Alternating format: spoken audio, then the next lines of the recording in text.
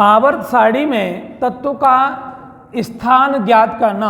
आवर्त सारणी में हमें परमाणु क्रमांक दे दिया जाता है और परमाणु क्रमांक के आधार पर पूछा जाता है कि आवर्त सारणी में इस तत्व का परमाणु क्रमांक है, इस तत्व का स्थान ज्ञात कीजिए। आवर्त ज्ञात कीजिए, वर्ग ज्ञात कीजिए और बिलोक ज्ञात कीजिए। मान लीजिए आपको आवर्त सारणी में किसी तत्व का परमाणु क्रमांक 16 दे दिया जाए, क्वेश्चन पूछ लिया जाए कि एक तत्व का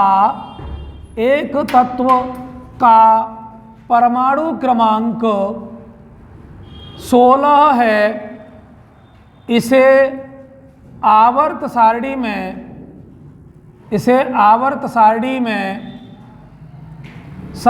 में कहाँ रखा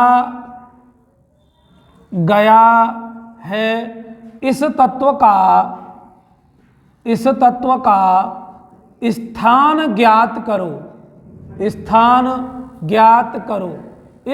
अगर ऐसे कोई क्वेश्चन आता है, कभी कभी ये क्वेश्चन कंपटीशन लेवल पर भी पूछे जाते हैं कि कोई भी तत्व दे दिया और पूछ लिया जाए, उस तत्व का परमाणु क्रमांक दे दिया और पूछा जाए कि भाई ये तत्व जो है, इस तत्व का 4 विकल्प दे दिए जाएंगे और पूछा जाएगा कि इस तत्व का आवर्त सारणी में आवर्त ज्ञात कीजिए या वर्ग ज्ञात कीजिए या इसका बिलोक ज्ञात कीजिए। तो सबसे पहले हमें 16 वाले तत्व का क्या करना है, ऑफबाउ के नियमानुसार इलेक्ट्रॉनिक विन्यास करना है। 1s2 2s2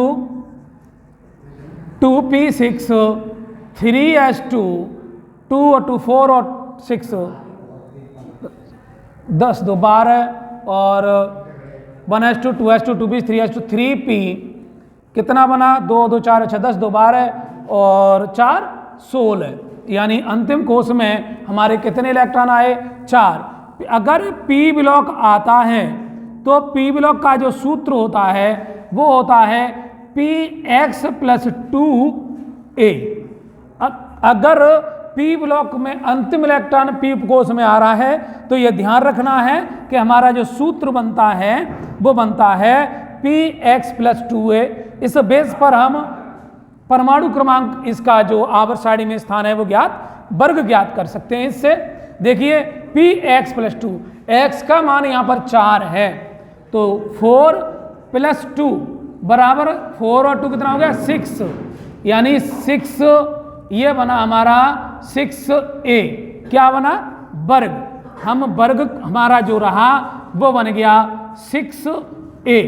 अगर हमें आवर्त ज्ञात करना है तो मैंने बताया था कि आवर्त को जो ज्ञात करते हैं, अधिकतम जो क्वांटम नंबर होते हैं, जो प्रिंसिपल क्वांटम नंबर होता है वह उस तत्व का आवर्त कहलाता है। तो प्रिंसिपल क्वांटम नंबर हमारा 3 है तो इस तत्व का आवर्त कितना हो गया, 3 हो गया। अगर बिलोक देखा जाए तो बिलोक हमारा कितना है, p है, तो इस तत्व का बिलोक क्या बनेगा, p बनेगा। इसी प्रकार से कोई भी एलिमेंट, अगर आपको p ब्लॉक जिसका अंतिम इलेक्ट्रॉन p कोश में जा रहा है, अगर आपको उसका आवर्त सारणी में स्थान ज्ञात करना है तो बहुत ही आसान तरीके से आप उसका स्थान इस सूत्र के माध्यम से ज्ञात कर सकते हैं।